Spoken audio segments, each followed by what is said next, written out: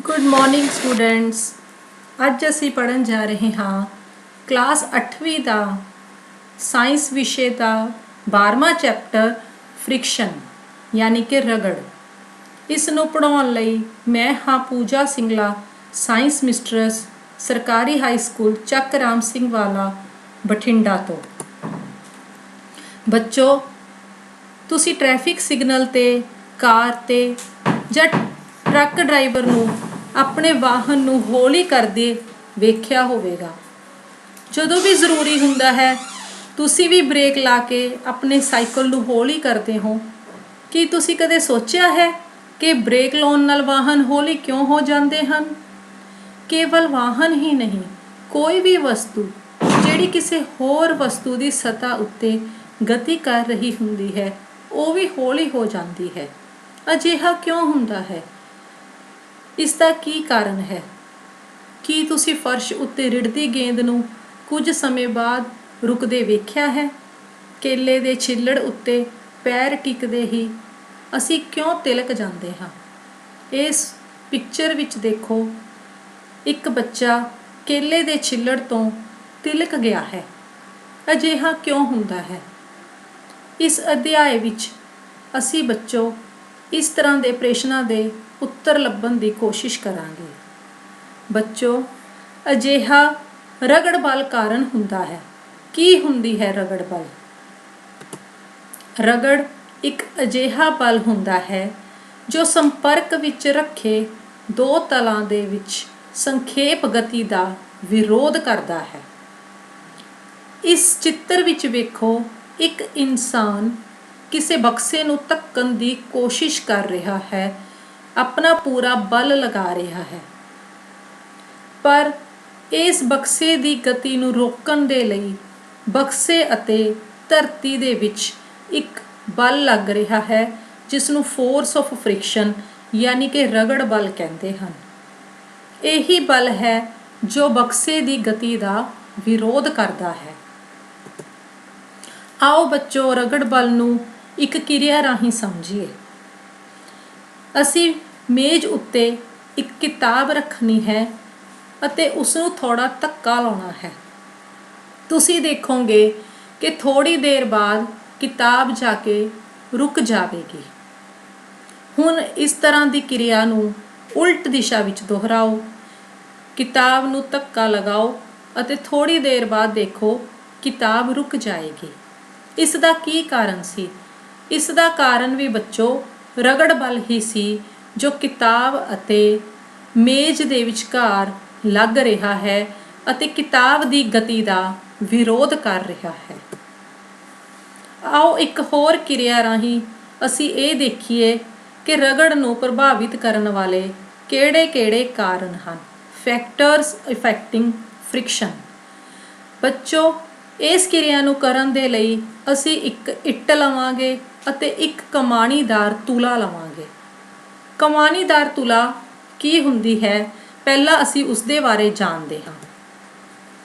ਕਮਾਣੀਦਾਰ ਤੁਲਾ ਉਹ ਯੰਤਰ ਹੈ ਜਿਸ ਦੇ ਕਾਰਨ ਕਿਸੇ ਵਸਤੂ ਉੱਤੇ ਲੱਗਣ ਵਾਲੇ ਬਲ ਨੂੰ ਮਾਪਿਆ ਜਾ ਸਕਦਾ ਹੈ। ਬੱਚੋ, ਇਸ ਤਰ੍ਹਾਂ ਦਾ ਯੰਤਰ ਤੁਸੀਂ ਅਕਸਰ ਹੀ ਘਰਾਂ ਵਿੱਚ ਵੇਖ ਸਕਦੇ ਹੋ। ਇਹ ਯੰਤਰ ਸਿਲੰਡਰਾਂ ਦੇ ਵਿੱਚ ਭਰੀ ਹੋਈ ਗੈਸ ਨੂੰ ਤੋਲਣ ਦੇ ਲਈ ਮਾਪਿਆ ਜਾਂਦਾ ਹੈ। ਇਸੇ ਯੰਤਰ ਦੀ ਵਰਤੋਂ ਹੀ ਅਸੀਂ ਹੁਣ ਆਪਣੀ ਕਿਰਿਆ ਵਿੱਚ ਕਰਾਂਗੇ। ਅਸੀਂ ਵਾਪਸ ਉਸੇ ਕਿਰਿਆ ਤੇ ਆਉਂਦੇ ਹਾਂ। ਅਸੀਂ ਸੱਜੇ ਹੱਥ ਇੱਟ ਲਈ ਹੈ ਅਤੇ ਇੱਟ ਦੇ ਚੌਹਾਂ ਪਾਸੇ ਡੋਰੀ ਬੰਨੀ ਹੈ। ਇਸ ਇੱਟ ਨੂੰ ਹੁਣ ਅਸੀਂ ਕਮਾਣੀਦਾਰ ਤੁਲਾ ਨਾਲ ਖਿੱਚ ਰਹੇ ਹਾਂ। ਕਮਾਣੀਦਾਰ ਤੁਲਾ ਦੇ ਵਿੱਚ ਕੋਈ ਪੜਤ ਆਏਗੀ, ਅਸੀਂ ਉਸ ਨੂੰ ਨੋਟ ਕਰਾਂਗੇ। ਦੁਬਾਰਾ ਅਸੀਂ ਹੁਣ ਇੱਟ ਉੱਤੇ ਪੋਲੀਥੀਨ ਚੜ੍ਹਾ ਦਿੱਤਾ ਹੈ ਅਤੇ ਪੋਲੀਥੀਨ ਚੜ੍ਹਾਉਣ ਤੋਂ ਬਾਅਦ ਅਸੀਂ ਫੇਰ ਡੋਰੀ ਨਾਲ ਇਸ ਨੂੰ ਕਮਾਣੀਦਾਰ ਤੁਲਾ ਨਾਲ ਬੰਨ੍ਹ ਦਿੱਤਾ ਹੈ। ਅਸੀਂ ਹੁਣ ਫੇਰ ਇੱਟ ਨੂੰ ਖਿੱਚਣ ਦੀ ਕੋਸ਼ਿਸ਼ ਕਰ ਰਹੇ ਹਾਂ। ਹੁਣ ਫੇਰ ਕਮਾਣੀਦਾਰ ਤੁਲਾ ਵਿੱਚ ਪੜਤ ਨੂੰ ਨੋਟ ਕਰੋ। ਤੁਸੀਂ ਦੋਵਾਂ ਵਿੱਚ ਕੀ ਫਰਕ ਦੇਖੋਗੇ? ਤੁਸੀਂ ਵੇਖੋਗੇ ਕਿ ਪੋਲੀਥੀਨ ਚੜ੍ਹਾਉਣ ਦੇ ਨਾਲ ਇੱਟ ਨੇ ਪਹਿਲਾਂ ਨਾਲੋਂ ਵੱਧ ਗਤੀ ਕੀਤੀ ਹੈ। ਉਸ ਦਾ ਕੀ ਕਾਰਨ ਸੀ? ਉਸ ਦਾ ਕਾਰਨ ਸੀ ਕਿ ਪੋਲੀਥੀਨ ਚੜਾਉਣ ਦੇ ਨਾਲ ਰਗੜ ਬਲ ਘਟ ਗਿਆ ਹੈ ਅਤੇ ਰਗੜ ਬਲ ਘਟਣ ਨਾਲ ਇੱਟ ਨੇ ਪਹਿਲਾਂ ਨਾਲੋਂ ਵੱਧ ਗਤੀ ਕੀਤੀ ਹੈ।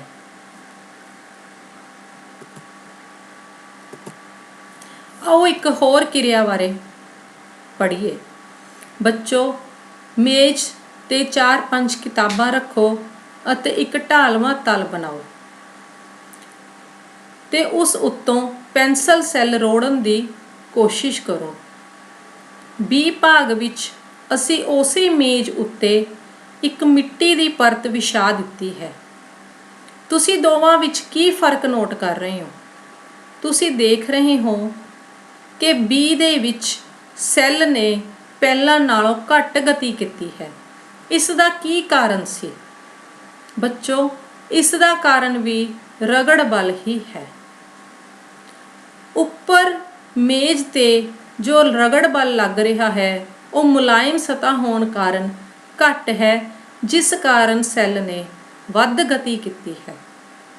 ਪਰ B ਪੋਜੀਸ਼ਨ ਵਿੱਚ ਮਿੱਟੀ ਦੀ ਪਰਤ ਵਿਛਾਉਣ ਦੇ ਨਾਲ ਸੈੱਲ ਅਤੇ ਮਿੱਟੀ ਦੇ ਵਿੱਚ ਰਗੜ ਬਲ ਵੱਧ ਹੈ। ਵੱਧ ਰਗੜ ਬਲ ਹੋਣ ਕਾਰਨ ਇਹ ਸੈੱਲ ਘੱਟ ਗਤੀ ਕਰ ਰਿਹਾ ਹੈ। ਆਓ ਬੱਚੋ ਅਸੀਂ ਜਾਣੀਏ ਕਿ ਆਖਰ ਐਸਾ ਕਿਉਂ ਹੋਇਆ? ਮਿੱਟੀ ਵਿਛਾਉਣ ਨਾਲ ਰਗੜ ਬਲ ਕਿਉਂ ਵੱਧ ਗਿਆ? ਆਓ ਅਸੀਂ ਇਸ ਪ੍ਰਸ਼ਨ ਦਾ ਉੱਤਰ ਲੱਭੀਏ। ਬੱਚੋ, ਦਰਅਸਲ ਜਿਸ ਤਰ੍ਹਾਂ ਤੁਸੀਂ ਦੇਖ ਰਹੇ ਹੋ ਕਿ ਇਸ ਮੇਜ਼ ਉੱਪਰ ਇੱਕ ਕਿਤਾਬ ਪਈ ਹੈ, ਸਾਨੂੰ ਮੇਜ਼ ਦੇਖਣ ਵਿੱਚ ਬਿਲਕੁਲ ਪੱਧਰਾ ਅਤੇ ਮੁਲਾਇਮ ਨਜ਼ਰ ਆ ਰਿਹਾ ਹੈ। ਅਕਸਰ ਇਹ ਮੁਲਾਇਮ ਜੋ ਦਿਖ ਰਿਹਾ ਹੈ ਇਹ ਨਹੀਂ ਹੁੰਦੇ। ਇਹਨਾਂ ਦੇ ਵਿੱਚ ਵੀ ਕੁਝ ਅਨਿਯਮਤਾਵਾਂ ਹੁੰਦੀਆਂ ਹਨ। ਜਿਸ ਤਰ੍ਹਾਂ ਨੀਚੇ ਵਿਖਾਈ ਜਾ ਰਿਹਾ ਹੈ, ਸਤਹ ਦੀਆਂ ਅਨਿਯਮਤਾਵਾਂ ਦਾ ਚਿੱਤਰ ਦਿਖਾਇਆ ਜਾ ਰਿਹਾ ਹੈ। ਦੋ ਸਤਹ ਦੀਆਂ ਅਨਿਯਮਤਾਵਾਂ ਇੱਕ ਦੂਜੇ ਵਿੱਚ ਖੁੱਭ ਜਾਂਦੀਆਂ ਹਨ।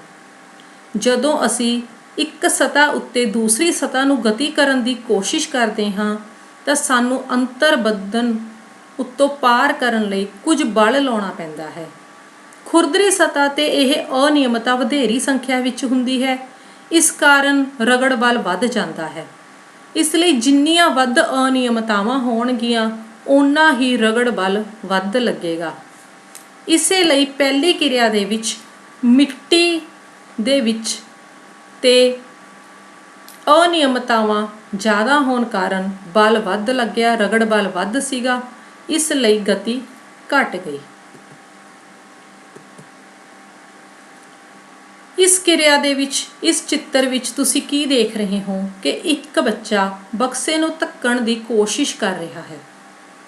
ਬੱਚੋ, ਅਸੀਂ ਸਿੱਖਿਆ ਹੈ ਕਿ ਦੋ ਸਤਹ ਦੇ ਵਿੱਚ ਅਨਿਯਮਤਾਵਾਂ ਦੇ ਵਿੱਚ ਅੰਤਰ ਬੰਧਨ ਦੇ ਕਾਰਨ ਰਗੜ ਹੁੰਦੀ ਹੈ। ਸਪਸ਼ਟ ਹੈ ਕਿ ਸਤਹ ਨੂੰ ਬਲ ਨਾਲ ਦਬਾਈਏ ਤਾਂ ਰਗੜ ਵਿੱਚ ਵਾਧਾ ਹੋ ਜਾਂਦਾ ਹੈ।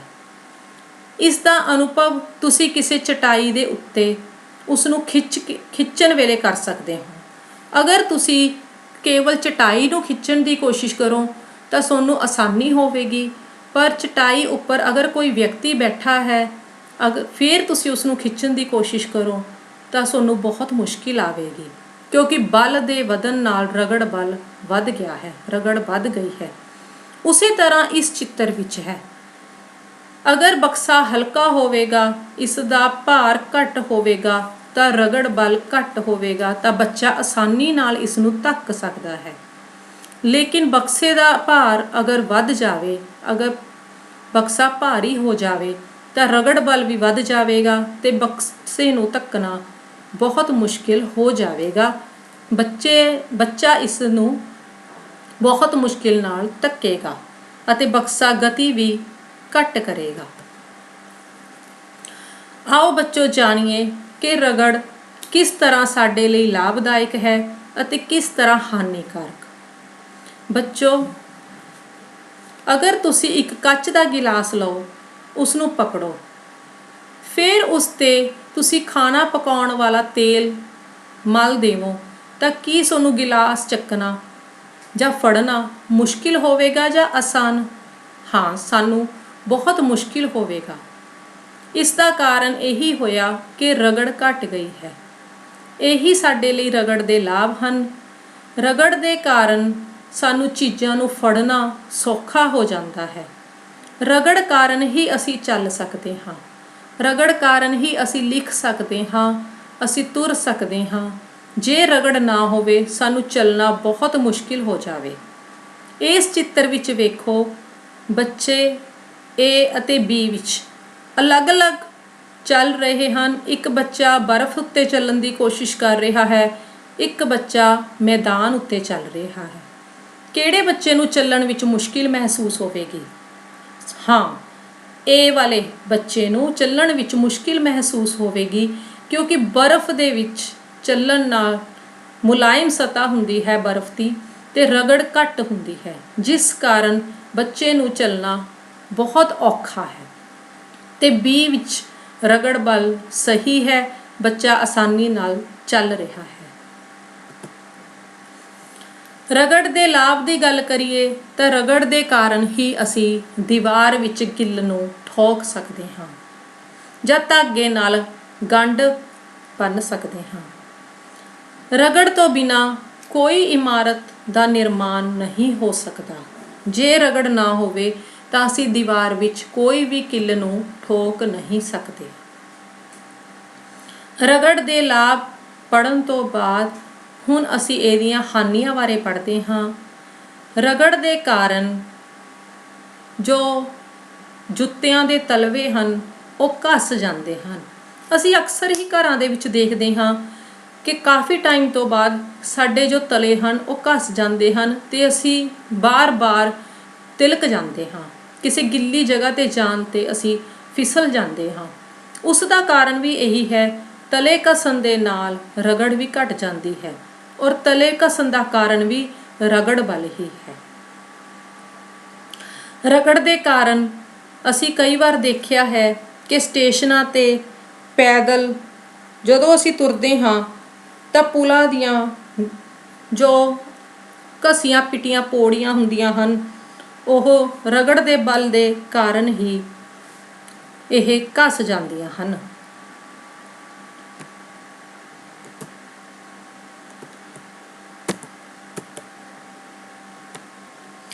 ਬੱਚੋ, ਰਗੜ ਦੇ ਕਾਰਨ ਤਾਂ ਪੇਚ, ਬਾਲ ਬੇਅਰਿੰਗ ਜਾਂ ਜੁੱਤੀਆਂ ਦੇ ਤਲੇ ਵੀ ਘਸ ਜਾਂਦੇ ਹਨ। ਇਸ ਦਾ ਨਤੀਜਾ ਰਗੜ ਬਲ ਹੀ ਹੈ ਜੋ ਸਾਡੇ ਲਈ ਹਾਨੀ ਪੈਦਾ ਕਰਦਾ ਹੈ। ਰਗੜ ਦੇ ਲਾਭ ਅਤੇ ਹਾਨੀਆਂ ਬਾਰੇ ਪੜ੍ਹ ਚੁੱਕੇ ਹਾਂ। ਹੁਣ ਅਸੀਂ ਪੜ੍ਹਾਂਗੇ ਅਸੀਂ ਕਿਸ ਤਰ੍ਹਾਂ ਰਗੜ ਨੂੰ ਵਧਾ ਸਕਦੇ ਹਾਂ ਜਾਂ ਘਟਾ ਸਕਦੇ ਹਾਂ। ਬੱਚੋ, ਕੀ ਤੁਸੀਂ ਕਦੇ ਸੋਚਿਆ ਹੈ ਕਿ ਤੁਹਾਡੀ ਜੁੱਤੀਆਂ ਵਿੱਚ ਤਲਾ ਝਰੀਦਾਰ ਕਿਉਂ ਹੁੰਦੀਆਂ ਹਨ? ਝਰੀਆਂ ਜੁੱਤੀਆਂ ਦੀ ਫਰਸ਼ ਨਾਲ ਪਕੜ ਬਣਾਉਂਦੀਆਂ ਹਨ, ਜਿਸ ਦੇ ਕਾਰਨ ਤੁਸੀਂ ਚੱਲਦੇ ਸਮੇਂ ਸੁਰੱਖਿਅਤ ਰਹਿੰਦੇ ਹੋ। ਅਸੀਂ ਅਕਸਰ ਹੀ ਘਰਾਂ ਵਿੱਚ ਦੇਖਦੇ ਹਾਂ ਕਿ ਕਾਫੀ ਟਾਈਮ ਬਾਅਦ ਜਦੋਂ ਝਰੀਆਂ ਘਸ ਜਾਂਦੀਆਂ ਹਨ ਰਗੜ ਬਲ ਦੇ ਕਾਰਨ, ਤਾਂ ਅਸੀਂ ਫਿਸਲਣਾ ਸ਼ੁਰੂ ਹੋ ਜਾਂਦੇ ਹਾਂ, ਅਸੀਂ ਗਿਰਨ ਲੱਗ ਜਾਂਦੇ ਹਾਂ। ਉਸ ਦਾ ਇਹੀ ਕਾਰਨ ਹੈ। ਫਿਸਲਣ ਤੋਂ ਬਚਾਉਣ ਦੇ ਲਈ, ਗਿਰਨ ਤੋਂ ਬਚਾਉਣ ਦੇ ਲਈ ਜੁੱਤੀਆਂ ਦੇ ਥੱਲੇ ਝਰੀਆਂ ਬਣਾਈਆਂ ਜਾਂਦੀਆਂ ਹਨ। ਇਸੇ ਤਰ੍ਹਾਂ ਕਾਰਾਂ, ਟਰੱਕਾਂ ਅਤੇ ਬੁਲਡੋਜ਼ਰਾਂ ਦੇ ਟਾਇਰ ਵੀ ਝਰੀਦਾਰ ਹੁੰਦੇ ਹਨ, ਜਿਸ ਨਾਲ ਸੜਕ ਉੱਤੇ ਉਹਨਾਂ ਦੀ ਪਕੜ ਚੰਗੀ ਬਣ ਜਾਂਦੀ ਹੈ, ਮਜ਼ਬੂਤ ਬਣ ਜਾਂਦੀ ਹੈ। ਇਸ ਤਰ੍ਹਾਂ ਬੱਚੋ ਅਸੀਂ ਰਗੜ ਨੂੰ ਵਧਾ ਦਿੰਦੇ ਹਾਂ। ਹੁਣ ਜੇ ਰਗੜ ਨੂੰ ਘਟਾਉਣ ਦੀ ਗੱਲ ਕਰੀਏ ਤਾਂ ਇਸ ਪਿਕਚਰ ਵਿੱਚ ਦੇਖੋ, ਬੱਚੇ ਕੈਰਮ ਬੋਰਡ ਖੇਡ ਰਹੇ ਹਨ। ਅਕਸਰ ਹੀ ਅਸੀਂ ਘਰਾਂ ਵਿੱਚ ਖੇਡਦੇ ਹਾਂ ਤੇ ਅਸੀਂ ਡੀਟੀਆਂ ਨੂੰ ਚੰਗੀ ਤਰ੍ਹਾਂ ਚਲਾਉਣ ਦੇ ਲਈ, ਉਹਨਾਂ ਦੀ ਗਤੀ ਵਧਾਉਣ ਦੇ ਲਈ ਅਸੀਂ ਪਾਊਡਰ ਛਿੜਕਦੇ ਹਾਂ। ਇਹ ਕਿਉਂ ਛਿੜਕਦੇ ਹਾਂ? ਇਸ ਦਾ ਇਹੀ ਕਾਰਨ ਹੈ, ਅਸੀਂ ਰਗੜ ਬਲ ਘਟਾ ਦਿੰਦੇ ਹਾਂ। ਪਾਊਡਰ ਛਿੜਕਣ ਦੇ ਨਾਲ ਮੁਲਾਇਮ ਸਤਹ ਹੋ ਜਾਂਦੀ ਹੈ, ਰਗੜ ਬਲ ਘਟ ਜਾਂਦਾ ਹੈ ਅਤੇ ਡੀਟੀਆਂ ਦੀ ਗਤੀ ਵੱਧ ਜਾਂਦੀ ਹੈ। ਤਾਂ ਇਸ ਲਈ ਅਸੀਂ ਰਗੜ ਬਲ ਨੂੰ ਘਟਾ ਵੀ ਸਕਦੇ ਹਾਂ ਅਤੇ ਵਧਾ ਵੀ ਸਕਦੇ ਹਾਂ। ਪਹੀਏ ਵੀ ਰਗੜ ਘੱਟ ਕਰ ਦਿੰਦੇ ਹਨ। ਉਹ ਕਿਸ ਤਰ੍ਹਾਂ, ਆਓ ਜਾਣੀਏ। ਤੁਸੀਂ ਅਟੈਚੀ ਅਤੇ ਹੋਰ ਭਾਰੇ ਸਮਾਨਾਂ ਤੇ ਰੋਲਰ ਲੱਗੇ ਵੇਖੇ ਹੋਣਗੇ। ਅਜਿਹੇ ਸਮਾਨ ਨੂੰ ਕੋਈ ਛੋਟਾ ਬੱਚਾ ਵੀ ਆਸਾਨੀ ਨਾਲ ਖਿੱਚ ਸਕਦਾ ਹੈ। ਕਿੰਨੇ ਤੋਂ ਕਿੰਨਾ ਹੀ ਭਾਰੀ ਸਮਾਨ ਕਿਉਂ ਨਾ ਹੋਵੇ, ਅਗਰ ਉਹਨਾਂ ਦੇ ਰੋਲਰ ਲੱਗੇ ਹੋਣ ਤਾਂ ਉਸ ਨੂੰ ਆਸਾਨੀ ਨਾਲ ਅਸੀਂ ਇੱਕ ਜਗ੍ਹਾ ਤੋਂ ਦੂਸਰੀ ਜਗ੍ਹਾ ਲਿਜਾ ਸਕਦੇ ਹਾਂ। ਅਜਿਹਾ ਕਿਉਂ ਹੋਇਆ? ਆਓ ਅਸੀਂ ਇੱਕ ਕਿਰਿਆ ਦੇ ਨਾਲ ਸਮਝਦੇ ਹਾਂ। ਇਸ ਕਿਰਿਆ ਵਿੱਚ ਬੱਚੋ ਅਸੀਂ ਇੱਕ ਕਿਤਾਬ ਲਈ ਹੈ ਅਤੇ ਇੱਕ ਵੇਲਨਾਕਾਰ ਸ਼ਕਲ ਦੀਆਂ ਕੁਝ ਪੈਨਸਲਾਂ ਲਈਆਂ ਹਨ।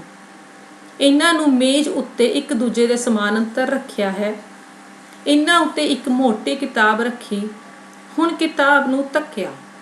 ਤੁਸੀਂ ਕੀ ਵੇਖਿਆ ਕਿ ਕਿਤਾਬ ਦੇ ਗਤੀਸ਼ੀਲ ਹੋਣ ਤੇ ਪੈਨਸਲਾਂ ਘੁੰਮਦੀਆਂ ਹਨ।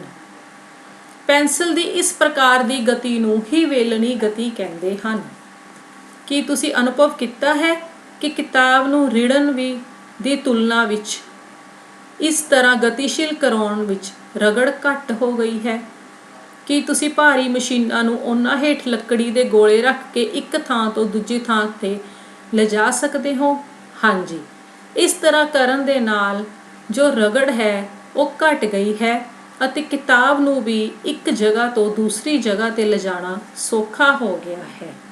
ਇਸ ਨੂੰ ਹੀ ਬੱਚੋ ਅਸੀਂ ਵੇਲਣੀ ਰਗੜ ਕਹਿੰਦੇ ਹਾਂ। ਜਦੋਂ ਇੱਕ ਵਸਤੂ ਦੂਸਰੀ ਵਸਤੂ ਦੀ ਸਤ੍ਹਾ ਉੱਤੇ ਵੇਲਣੀ ਗਤੀ ਕਰਦੀ ਹੈ ਤਾਂ ਉਸ ਦੀ ਗਤੀ ਦੇ ਪ੍ਰਤੀਰੋਧ ਨੂੰ ਵੇਲਣੀ ਰਗੜ ਕਹਿੰਦੇ ਹਨ। ਵੇਲਣ ਰਗੜ ਘੱਟ ਕਰ ਦਿੰਦਾ ਹੈ। ਕਿਸੇ ਵਸਤੂ ਨੂੰ ਦੂਜੀ ਵਸਤੂ ਉੱਤੇ ਸਰਕਣ ਦੀ ਤੁਲਨਾ ਵਿੱਚ ਵੇਲਣ ਕਰਨਾ ਹਮੇਸ਼ਾ ਆਸਾਨ ਹੁੰਦਾ ਹੈ।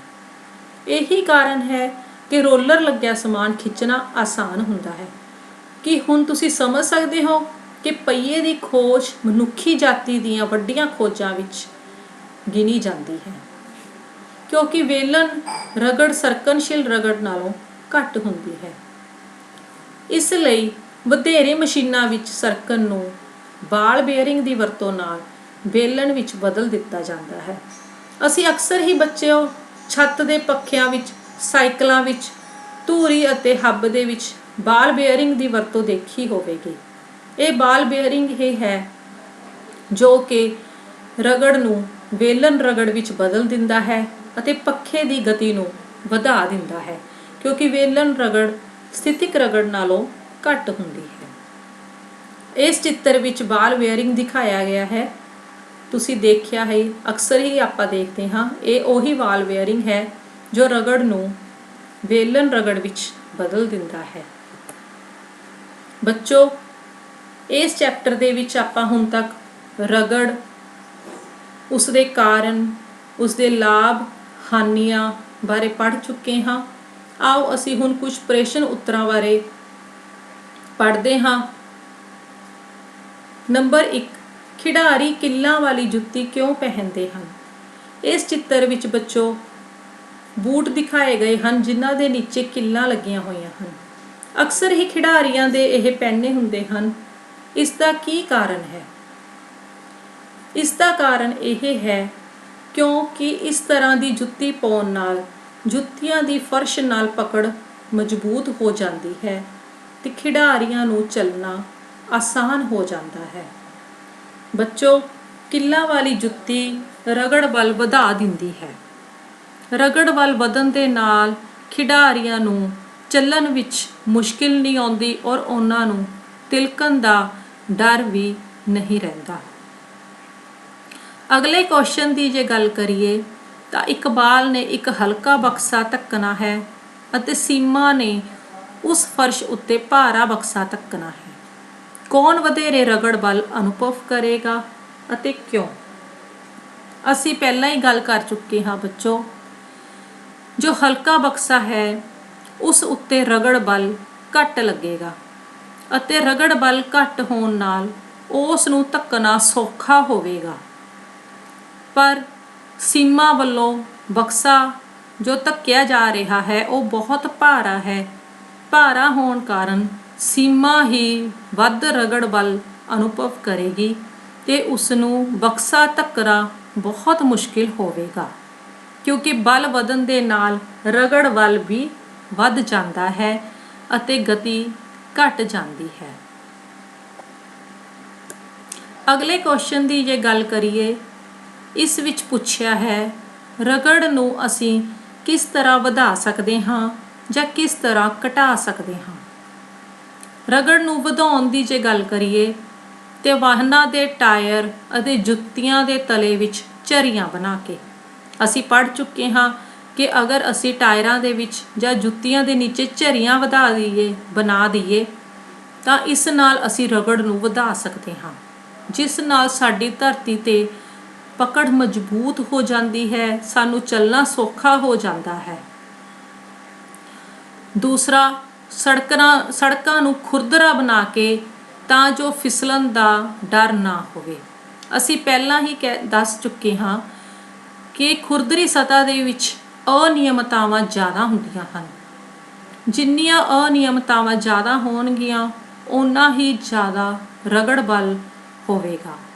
ਰਗੜ ਜ਼ਿਆਦਾ ਹੋਣ ਕਾਰਨ ਜੋ ਵਾਹਨ ਹੈ ਉਹਨਾਂ ਦੀ ਸੜਕਾਂ ਨਾਲ ਮਜ਼ਬੂਤੀ, ਜੋ ਪਕੜ ਹੈ ਉਹ ਜ਼ਿਆਦਾ ਹੋਵੇਗੀ ਅਤੇ ਫਿਸਲਣ ਦਾ ਡਰ ਨਹੀਂ ਹੋਵੇਗਾ। ਸਿਰਫ ਵਾਹਨਾਂ ਦੀ ਨਹੀਂ, ਸਾਨੂੰ ਵੀ ਚੱਲਣਾ ਉਸ 'ਤੇ ਸੌਖਾ ਹੋਵੇਗਾ। ਕ੍ਰਿਕਟ ਅਤੇ ਟੈਨਿਸ ਦੇ ਬੱਲਿਆਂ ਦੇ ਹੱਥੇ ਵੀ ਖੁਰਦਰੇ ਹੀ ਹੁੰਦੇ ਹਨ। ਖੁਰਦਰੇ ਬਣਾਉਣ ਦਾ ਕਾਰਨ ਵੀ ਇਹੀ ਹੈ ਕਿ ਤਾਂ ਜੋ ਖੇਡਦੇ ਸਮੇਂ ਸਾਡੇ ਹੱਥੋਂ ਬੈਟ ਜਾਂ ਬੱਲੇ ਨਾ ਛੁੱਟਣ, ਕਿਉਂਕਿ ਅਗਰ ਉਹ ਮੁਲਾਇਮ ਹੋਣਗੇ ਤਾਂ ਸਾਡੇ ਹੱਥੋਂ ਛੁੱਟਣ ਦਾ ਡਰ ਹੋਵੇਗਾ, ਇਸ ਲਈ ਉਹਨਾਂ ਦੇ ਹੱਥੇ ਖੁਰਦਰੇ ਬਣਾਏ ਜਾਂਦੇ ਹਨ। ਰਗੜ ਨੂੰ ਘਟਾਉਣ ਦੀ ਜੇ ਗੱਲ ਕਰੀਏ ਤਾਂ ਅਸੀਂ ਕਿਸ ਤਰ੍ਹਾਂ ਰਗੜ ਨੂੰ ਘਟਾ ਸਕਦੇ ਹਾਂ। ਅਸੀਂ ਇਸ ਤੋਂ ਪਹਿਲਾਂ ਪੜ੍ਹ ਚੁੱਕੇ ਹਾਂ, ਉਹ ਕੈਰਮ ਬੋਰਡ ਵਾਲੀ ਅਸੀਂ ਪਿਕਚਰ ਵੀ ਦੇਖ ਚੁੱਕੇ ਹਾਂ। ਤਾਂ ਨੰਬਰ 1, ਪੋਲਿਸ਼ ਕਰਕੇ। ਪੋਲਿਸ਼ ਕਰਨ ਨਾਲ ਵਸਤੂਆਂ ਦੇ ਤਲ ਚੀਕਨੇ ਬਣ ਜਾਂਦੇ ਹਨ ਅਤੇ ਰਗੜ ਘਟ ਜਾਂਦੀ ਹੈ।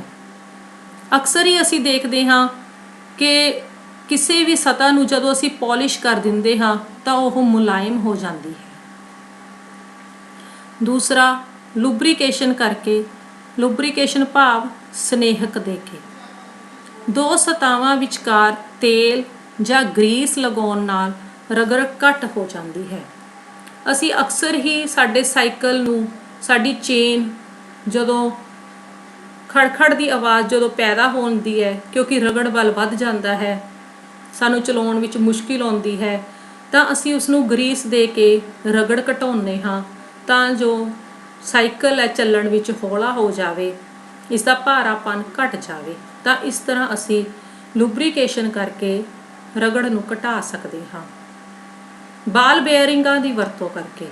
ਅਸੀਂ ਪੜ੍ਹ ਚੁੱਕੇ ਹਾਂ ਕਿ ਬਾਲ ਬੇਅਰਿੰਗ ਜੋ ਹੈ ਉਹ ਸਰਕਨਸ਼ੀਲ ਰਗੜ ਨੂੰ ਵੇਲਨੀ ਰਗੜ ਵਿੱਚ ਬਦਲ ਦਿੰਦੇ ਹਨ ਅਤੇ ਵੇਲਨੀ ਰਗੜ ਸਰਕਨਸ਼ੀਲ ਰਗੜ ਤੋਂ ਘੱਟ ਹੁੰਦੀ ਹੈ ਤੇ ਗਤੀ ਨੂੰ ਇਹ ਵਧਾ ਦਿੰਦੇ ਹਨ। ਇਸ ਤਰ੍ਹਾਂ ਬਾਲ ਬੇਅਰਿੰਗਾਂ ਨਾਲ ਵੀ ਅਸੀਂ ਰਗੜ ਨੂੰ ਘਟਾ ਸਕਦੇ ਹਾਂ। ਅਗਲੇ ਕੁਐਸਚਨਸ ਦੀ ਜੇ ਗੱਲ ਕਰੀਏ ਤਾਂ ਹੈ ਸਾਈਕਲਾਂ ਦੇ ਟਾਇਰਾਂ ਦੀ ਘਸਾਈ ਅਤੇ ਫਟਣ ਲਈ ਕਿਹੜਾ ਬਲ ਜ਼ਿੰਮੇਵਾਰ ਹੈ। ਤੁਹਾਨੂੰ 4 ਆਪਸ਼ਨਸ ਦਿੱਤੇ ਗਏ ਨੇ: ਰਗੜ ਬਲ, ਚੁੰਬਕੀ ਬਲ, ਪੇਸ਼ੀ ਬਲ, ਸਥਿਰ ਬਿਜਲਈ ਬਲ। ਬੱਚੋ, ਅਸੀਂ ਪੜ੍ਹ ਚੁੱਕੇ ਹਾਂ ਕਿ ਸਾਡੇ ਜੁੱਤੀਆਂ ਦੇ ਤਲੇ ਜੋ ਘਸਦੇ ਹਨ, ਸਾਈਕਲਾਂ ਦੇ ਟਾਇਰ ਜੋ ਘਸਦੇ ਹਨ, ਮਸ਼ੀਨਾਂ ਦੇ ਪੁਰਜੇ ਘਸਦੇ ਹਨ, ਉਹਨਾਂ ਸਭ ਦਾ ਜੋ ਜ਼ਿੰਮੇਵਾਰ ਹੈ ਉਹ ਰਗੜ ਬਲ ਹੀ ਹੈ। ਰਗੜ ਬਲ ਦੇ ਕਾਰਨ ਹੀ ਇਹ ਸਭ ਕੁਝ ਵਾਪਰਦਾ ਹੈ। ਅਗਲੇ ਕੁਐਸਚਨ ਵਿੱਚ ਰਗੜ ਨੂੰ ਡੈਸ਼ ਦੁਆਰਾ ਘੱਟ ਕੀਤਾ ਜਾ ਸਕਦਾ ਹੈ। ਅਸੀਂ ਰਗੜ ਨੂੰ ਕਿਸ ਤਰ੍ਹਾਂ ਘਟਾ ਸਕਦੇ ਹਾਂ? ਤੇਲ ਦੇ ਕੇ, ਗਰੀਸ ਦੇ ਕੇ, ਪਾਊਡਰ ਪਾ ਕੇ ਜਾਂ ਉਪਰੋਕਤ ਸਾਰੇ। ਅਸੀਂ ਬੱਚੋ ਪੜ੍ਹ ਚੁੱਕੇ ਹਾਂ ਕਿ ਤੇਲ ਦੇ ਕੇ ਵੀ ਅਸੀਂ ਰਗੜ ਘਟਾ ਸਕਦੇ ਹਾਂ। ਜਿਵੇਂ ਅਸੀਂ ਆਪਣੇ ਸਾਈਕਲ ਨੂੰ ਜਾਂ ਮਸ਼ੀਨਾਂ ਨੂੰ ਤੇਲ ਦਿੰਦੇ ਹਾਂ, ਗਰੀਸ ਦੇ ਕੇ ਗਰੀਸ ਦਿੰਦੇ ਹਾਂ, ਪਾਊਡਰ ਪਾ ਕੇ, ਜਿਸ ਤਰ੍ਹਾਂ ਅਸੀਂ ਕੈਰਮ ਬੋਰਡ ਦੇ ਉੱਪਰ ਪਾਊਡਰ ਪਾਇਆ ਸੀ ਅਸੀਂ ਰਗੜ ਘਟਾਈ ਸੀ ਤਾਂ ਤਿੰਨੋਂ ਢੰਗਾਂ ਦੇ ਨਾਲ ਅਸੀਂ ਰਗੜ ਨੂੰ ਘਟਾ ਸਕਦੇ ਹਾਂ। ਤਾਂ ਇਸ ਦਾ ਉੱਤਰ ਆਏਗਾ ਸੱਸਾ ਉਪਰੋਕਤ ਸਾਰੇ। ਬੱਚੋ, ਇਸ ਪਾਠ ਦੇ ਵਿੱਚ ਅਸੀਂ ਰਗੜ ਬਲ ਬਾਰੇ, ਉਸ ਦੇ ਕਾਰਨ, ਉਸ ਦੇ ਲਾਭ ਹਾਨੀਆਂ ਬਾਰੇ ਪੜ੍ਹਿਆ ਹੈ। ਮੈਨੂੰ ਉਮੀਦ ਹੈ ਕਿ ਤੁਸੀਂ ਬਹੁਤ ਚੰਗੀ ਤਰ੍ਹਾਂ ਇਸ ਪਾਠ ਨੂੰ ਸਮਝਿਆ ਹੈ ਤੇ ਹੁਣ ਤੁਸੀਂ ਪ੍ਰਸ਼ਨਾਂ ਦੇ ਹੱਲ ਆਸਾਨੀ ਨਾਲ ਦੇ ਸਕਦੇ ਹੋ। ਬਹੁਤ ਬਹੁਤ ਧੰਨਵਾਦ।